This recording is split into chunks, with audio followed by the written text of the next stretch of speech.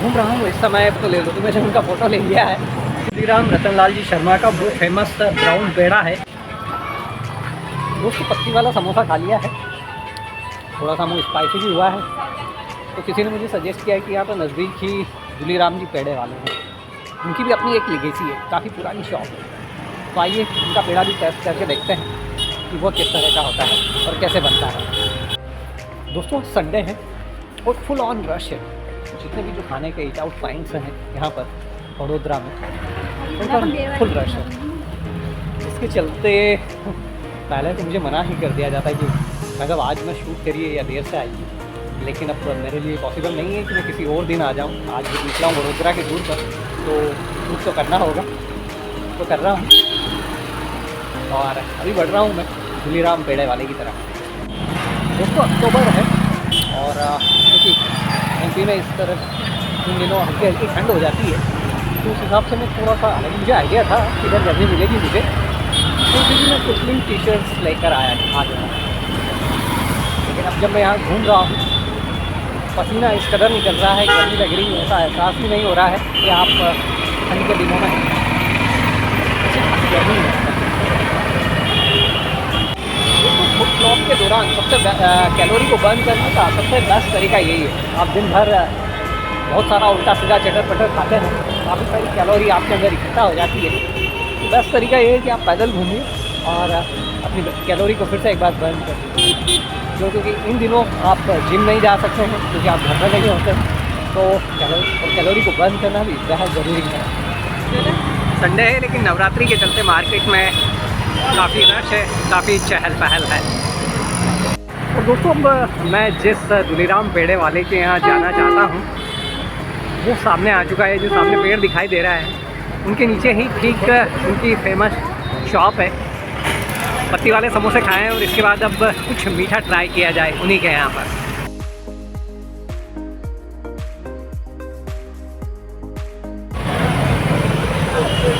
दोस्तों नोमैड लोकेश 99 के एक और नए एपिसोड पर आपका स्वागत है। घूम रहा हूँ इस समय गुजरात की नगरी वडोदरा में और आपके लिए जो यहाँ की जो फेमस टेस्ट है वो प्रोवाइड कराने की कोशिश कर रहा हूँ। और उसी कड़ी में मैं आपको लेकर आया हूँ दुलीराम रतनलाल शर्मा की पेड़े वाली दुकान है।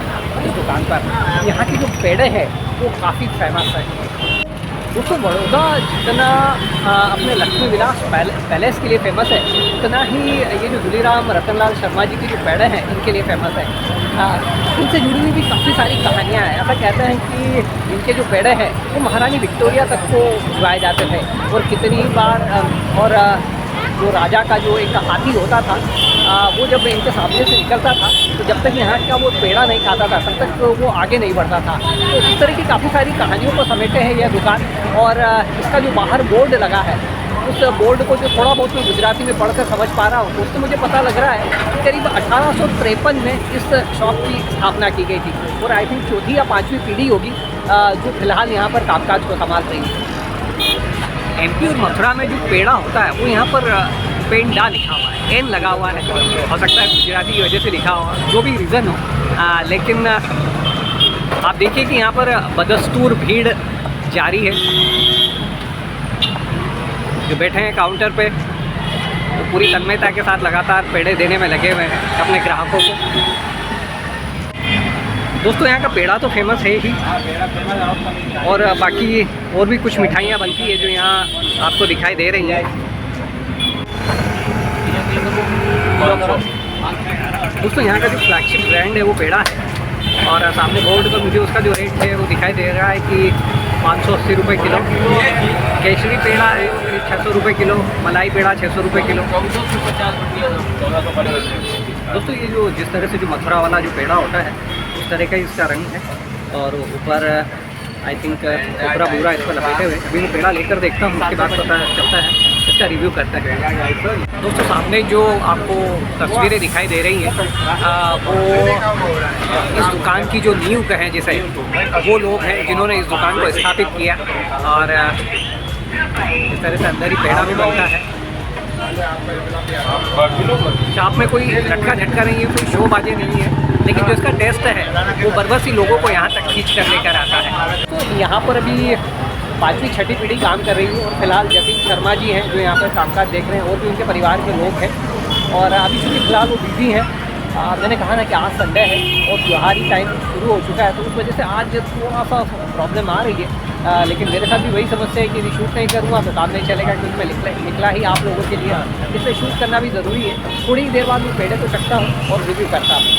श्री राम रतनलाल जी शर्मा का वो फेमस ब्राउन पेड़ा है जिसके लिए लोग दूर दूर से यहाँ तक आते हैं और दिन भर यहाँ ग्राहकों का तांता लगा रहता है। लगभग दिन में कितना कंज्यूम हो जाता होगा वो कुछ आइडिया नहीं है। वो कोई आइडिया नहीं है। मैं यहाँ पर चूँकि जो पूछ रहा हूँ तो किसी भी तरह का कोई आइडिया नहीं कि कितना कंज्यूम हो जाता है। क्वालिटी मेंटेन करते हैं, बस एक क्वालिटी मेंटेन करते हैं, ये कहना है इन लोगों का। दोस्तों चूँकि ये एक ऐसी जगह है जो जैसे कहें कि तुरंत यहाँ से आप पेड़ा लीजिए और निकल जाएगी, सीधी सी बात। यहाँ पर खड़े रहने की भी ज़्यादा जगह नहीं है, तो बैठने की तो कोई सवाल ही नहीं उठता। लेकिन फिर भी मैंने यहाँ पर एक छोटा सा होटल जैसा है तो यहाँ में बैठ गया और ये जो फेमस पेड़ा है अब ये मेरे हाथों में है और इसे खाकर देखता हूँ।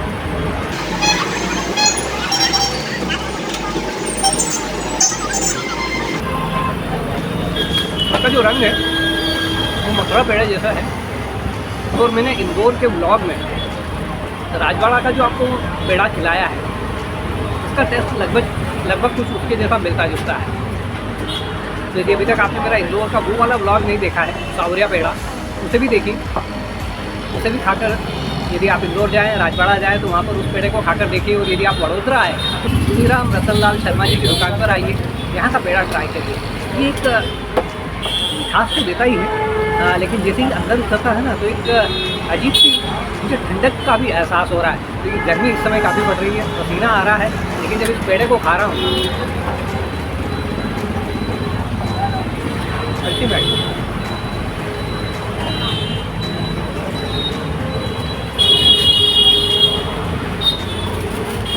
अंदर जतिन भाई थे, मैंने उनसे रिक्वेस्ट किया बट वो कुछ अपने कामों में बिजी है, पर चलता है, होता है। हम यूट्यूबर्स के साथ इस तरह की चीज़ें होती हैं, कभी बेहद आसानी से चीज़ें कवर हो जाती हैं और कभी कभी कुछ चीज़ों के लिए स्ट्रगल रहता है।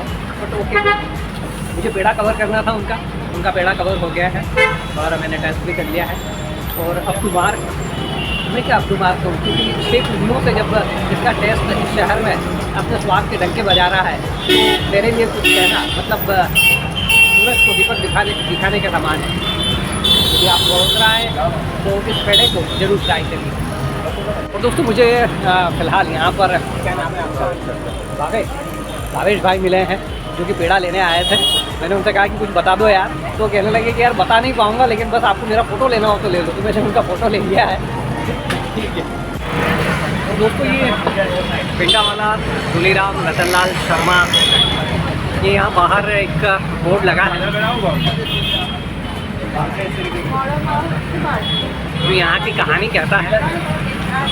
गुजराती मुझे ज़्यादा आती नहीं है। ये कह रहा है कि वडोदरा शहर में हमने सन 1853 में मीठा और फरसाण की जो धंधा था वो स्टार्ट किया था। उसके आगे मुझे कुछ समझ में नहीं आ रहा है, मैं ट्राई नहीं करूँगा कि यहाँ पे क्या क्या लिखा हुआ है।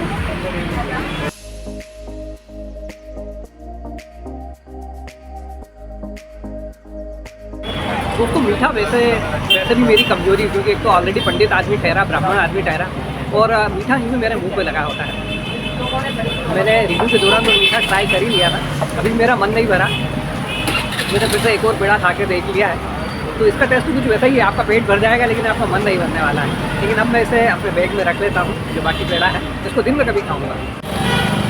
दोस्तों श्री राम रतनलाल पेड़े वाला के यहाँ से फ़िलहाल इस ब्लॉग पर इतना ही। मैंने यहाँ का जो पेड़ा है, फेमस पेड़ा, उसे ट्राई कर लिया, उसे टेस्ट कर लिया है।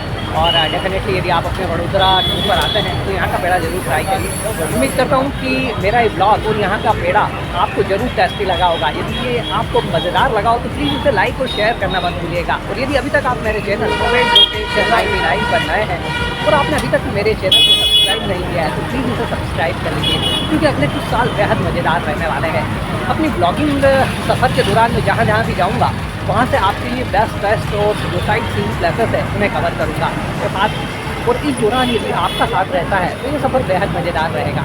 चलता हूँ, जल्दी आपसे मिलता हूँ फिर किसी नए ब्लॉग पर। तब तक के लिए अपना खास ख्याल रखिएगा। Good bye, good night, Shaba खैर। और बड़ोदरा का अगला टेस्ट ट्राई करके देखते हैं कि आगे क्या मिलता है।